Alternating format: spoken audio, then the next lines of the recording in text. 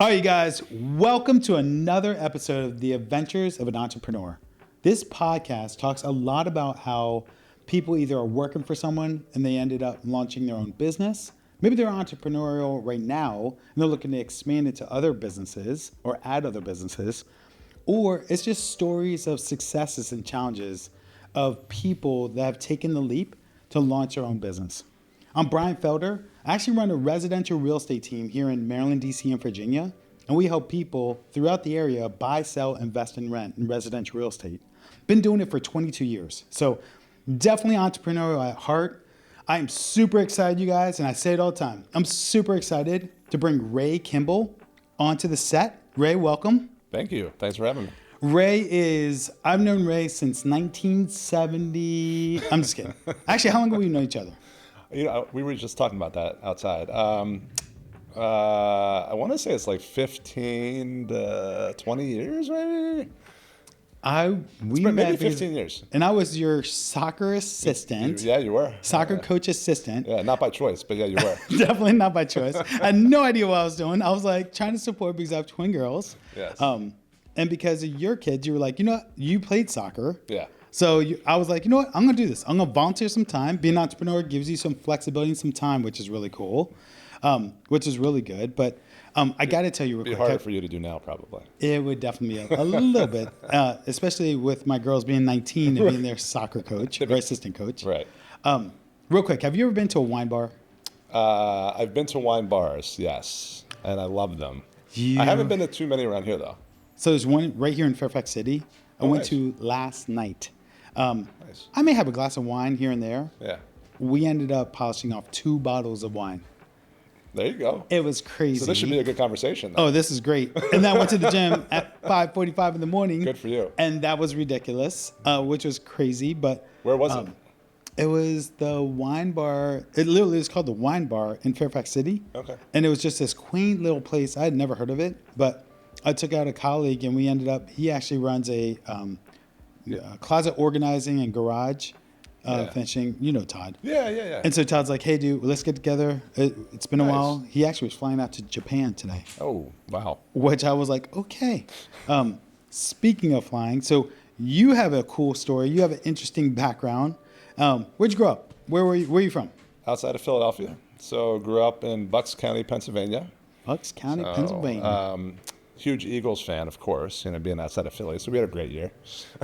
You guys definitely had a great year for sure. Yeah. Always been an Eagles fan? Oh, yeah. Always an Eagles fan. And then now that I have kids, the kids are actually still Eagles fans, even though they were born here in Virginia. So that's they've held tight to the Philly the Philly ties. So good.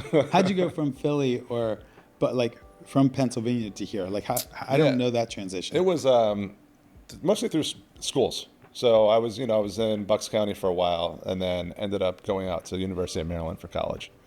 And then ever since University of Maryland, just started kind of continuing over to Virginia, and then jobs, family, events, just life took me, more and more west, and went out. Now I'm out here in Prince William County, Virginia.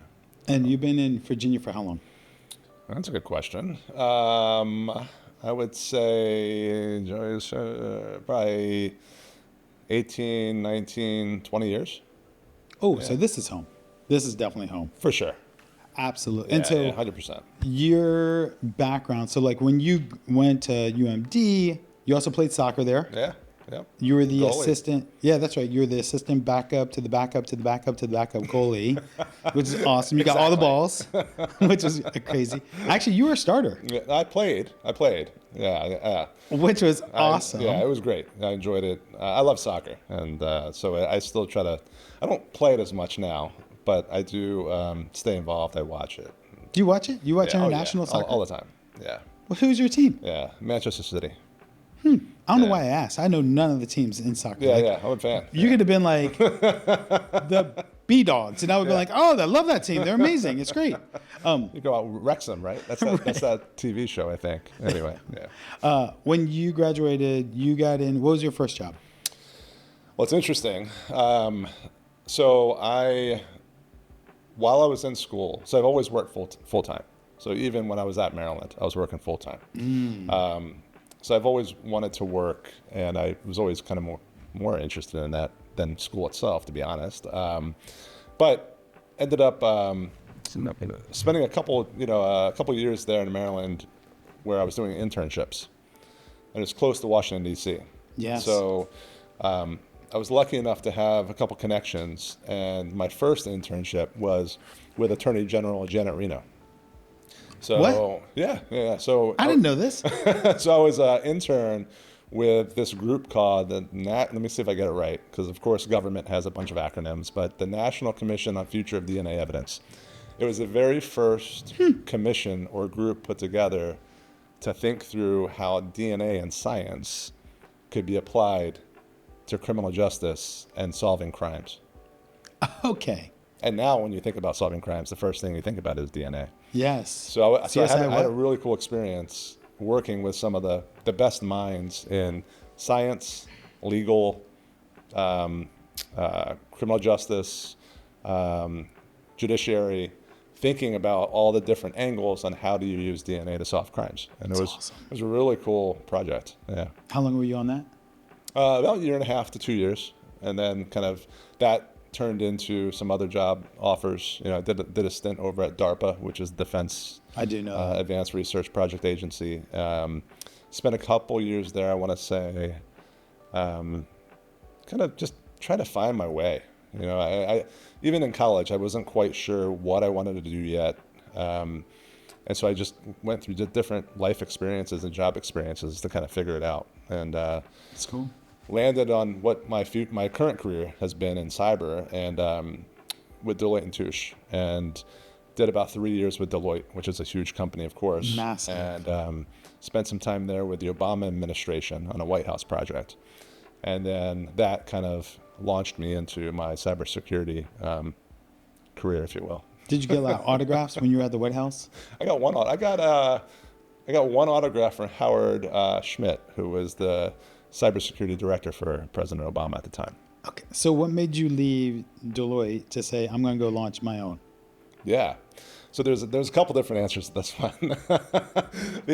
But to be honest, I think what struck me was, one, the project ended. So the effort under the Obama administration came to an end. And so at that time, I had kind of an inflection point on what I wanted to do.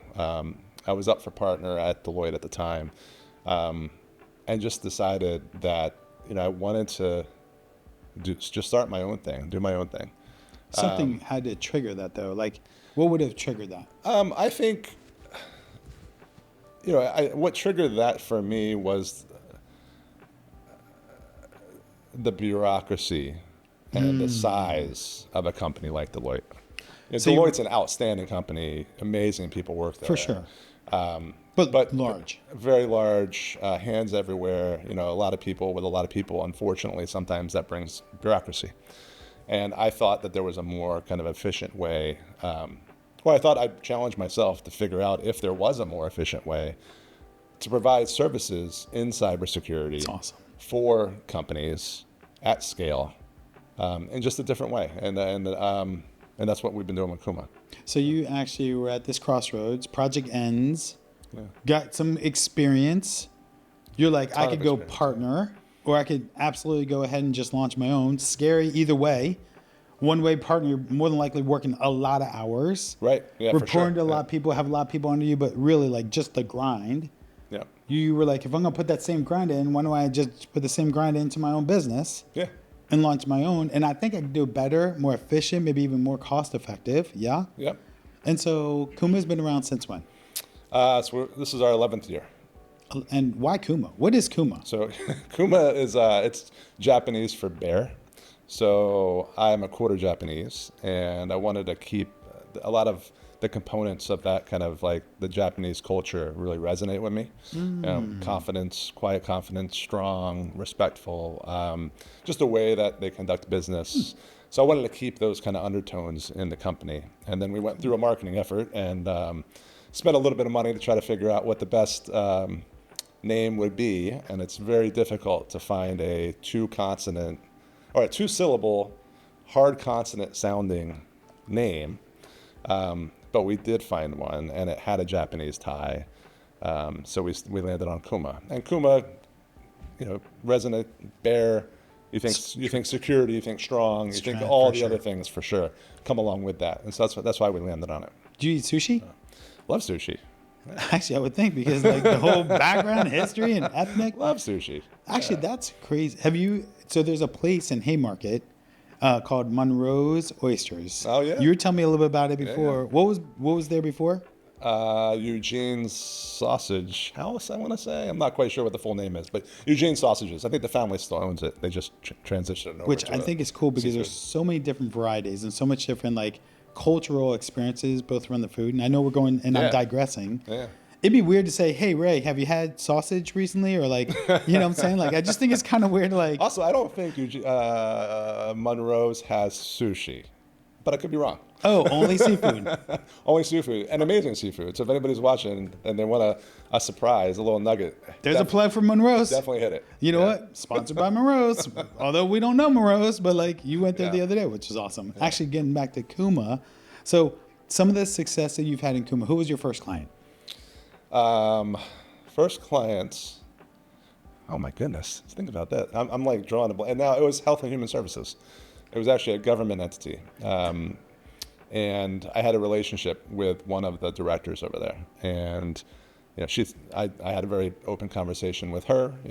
There were no issues with Deloitte, and ended up going over there, and she brought me on. So I decided on a Friday to make a change, and on Monday I had Kuma up and running. That is crazy. So, and what's even crazier is you want to make sure you weren't stepping on toes. You want to make sure like you were doing everything above board. Plus, you had this initiative with this new entity, this new company. So, Kuma, in its essence, how would you describe it to general public? Like, what is Kuma?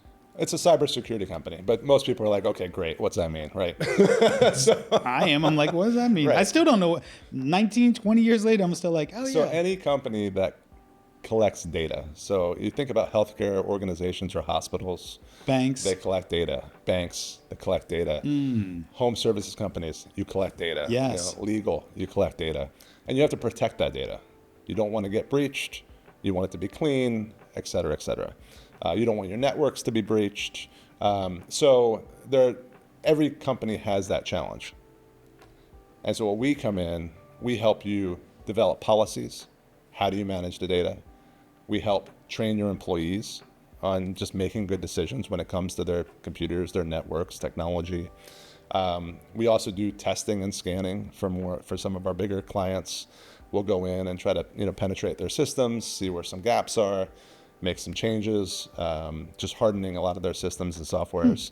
So we do risk assessments, certifications for some of our clients. You've helped us. So that's in the where past. we are. Yeah. I remember several years ago we did a little kind of a on-site eval. Mm-hmm. Yeah. Actually, even if a company gets breached, you can also help with like how to like manage the public or whatever the effect that it has based on that breach. Yep. Which is awesome to clients, to partners, investors, etc. Absolutely. Yeah. Which is really cool. So, what do you love about Kuma? I love that it's the people. I mean, I love the people that work at Kuma. I love the clients that we work with. I love how we do business. So when I think about the journey that I've been on with different companies and different types of work, and I mentioned bureaucracy earlier. Yeah, for sure. Kuma is 11 years ago. We decided to go 100% virtual. It wasn't because of the pandemic or any other reason. We did it because we thought it would be kind of more cost effective. We wouldn't have to pass over significant overhead to our clients. And then two, we're able to hire the best people anywhere they live. So we don't have an office in New York and have to have people move to New York. We can hire the best anywhere in the US or the world for that matter. And then the third area is really how to best enable our people to be the best that they can be. Not everybody works well at an office. So not everybody works well at home. It's true. So having a nimble, kind of flexible approach in a business allows us to not only hire the best, but also put them in the best situation where they can work the best. So you invest a lot in culture and people.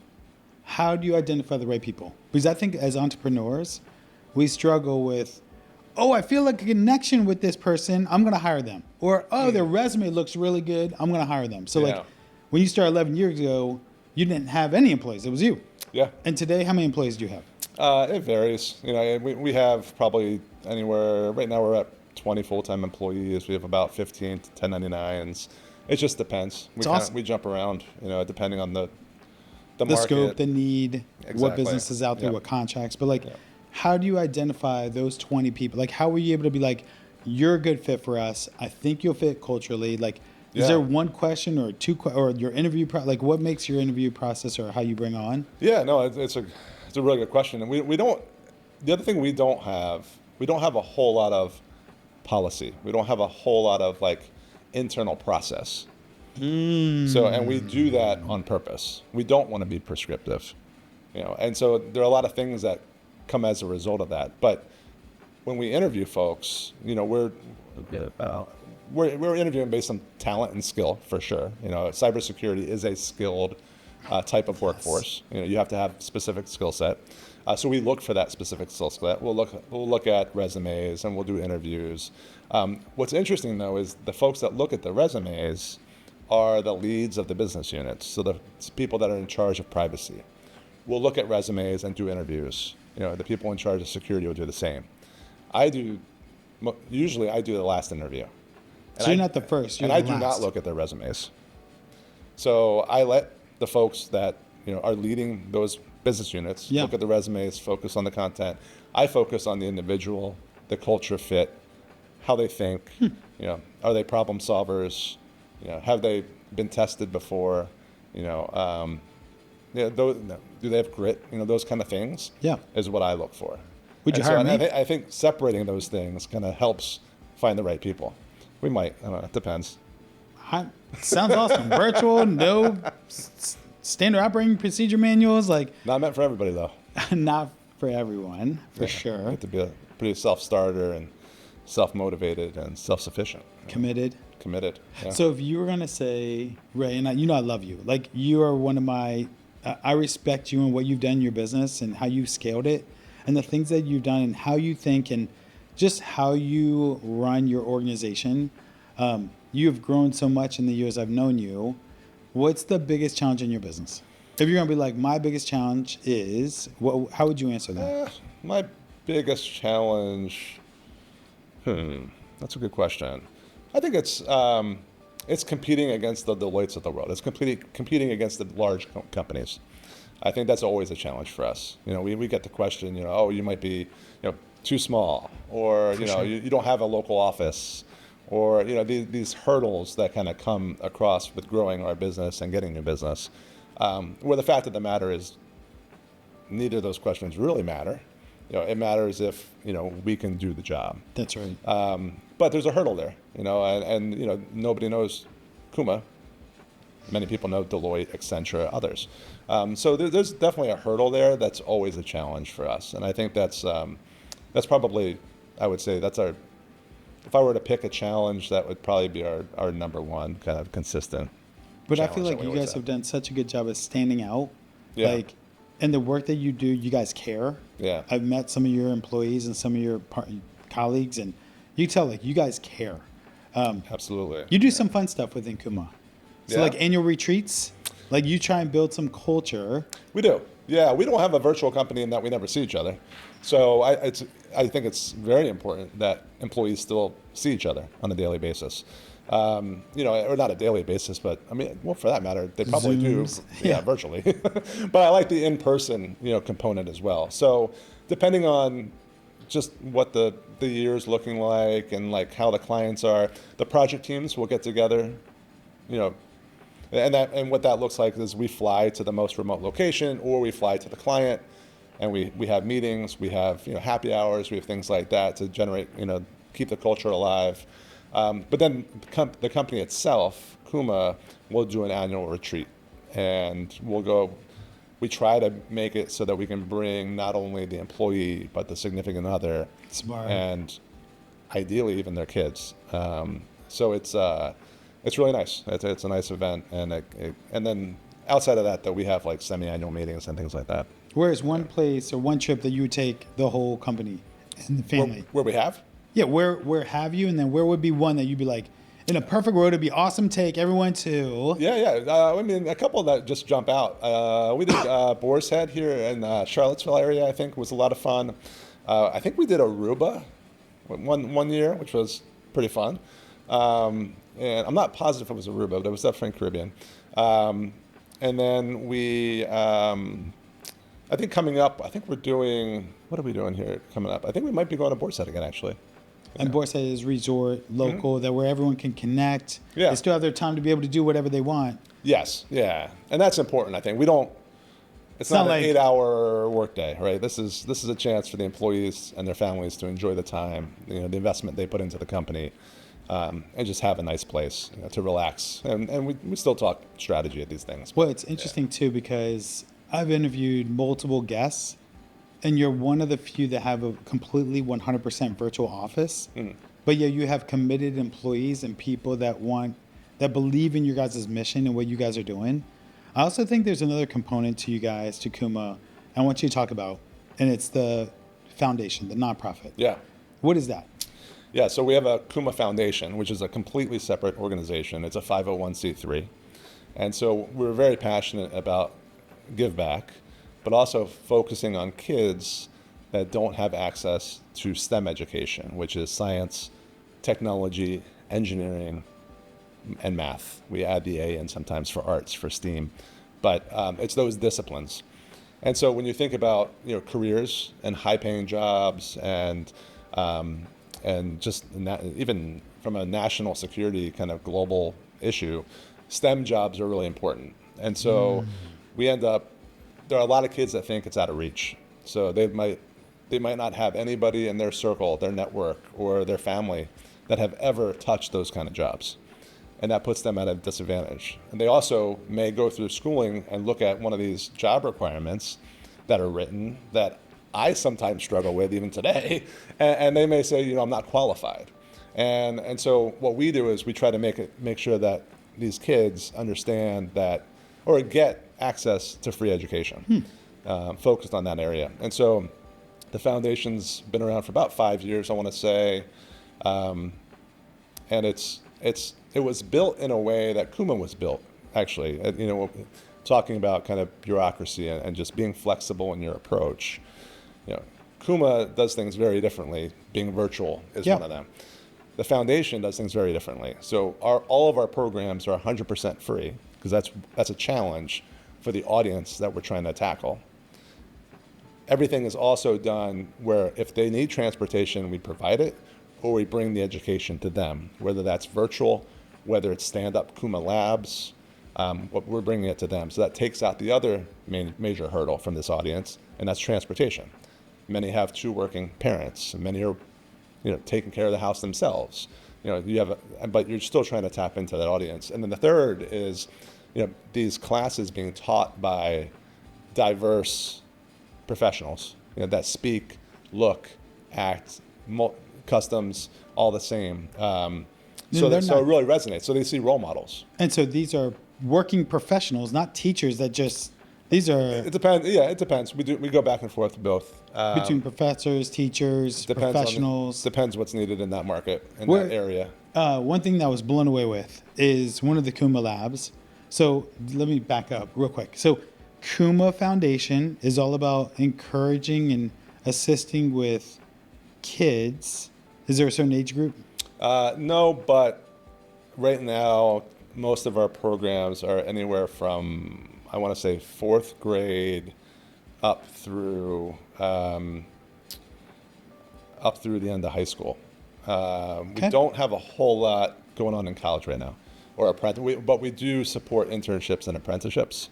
Which is awesome. Which it touches. Because we want to have full life cycle services, but most of our stuff's 4th through high school.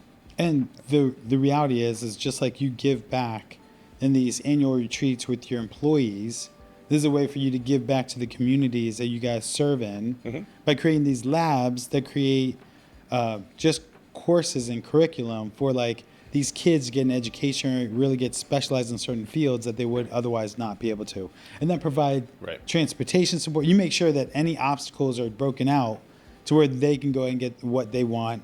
they get encouraged, they get into fields to be able to fill professional spots. Like, it's really cool in the dynamic, how you've like thought about this.